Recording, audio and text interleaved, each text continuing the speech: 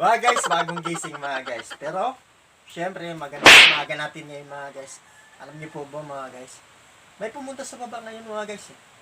So, may pamimigay daw na relief goods mga guys. So, syempre, punta tayo doon sa gym mga guys. Para makikita, i-update ko kayo mga guys kung ano yung ipamimigay dito sa amin mga guys. So, huwag kayong aalis mga guys. Pero mga guys, sandali lang. Sa mga hindi pa nag-subscribe sa channel ko mga guys, subscribe na kayo mga guys. So please click the notification bell mga guys para every time na mag-upload na ng video. So, oh no! Updated kayo mga guys. Tara!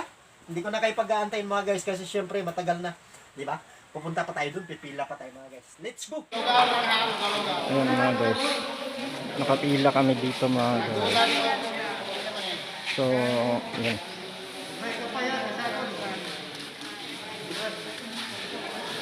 Ayan yung pinamimigay nila. Ang tinapa, Tingnan natin. inyo lang sa gulat ng palamunggaya. Ito mga guys.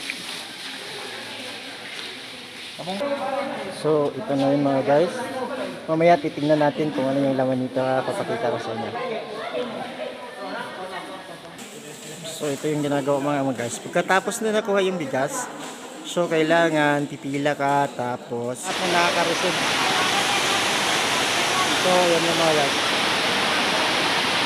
So, standby lang muna kayo. Mamaya titingnan.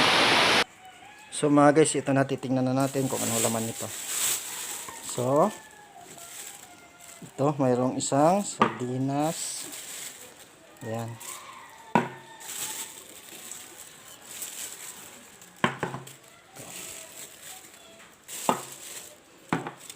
Guys, ito na yung laman niya. Dalawang sardinas, dalawang corned beef, tsaka dalawang beef loaf. So, yung bigas, papakita ko sa inyo mga guys, titimbangin natin. So, yung bigas mga guys, ito yung sa bigas natin mga guys. 2 kilos and 3/4.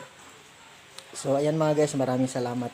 So, ina-update ko lang kayo sa nare-receive namin dito sa Barangay Amaga, Barubo, Surigao del Sur.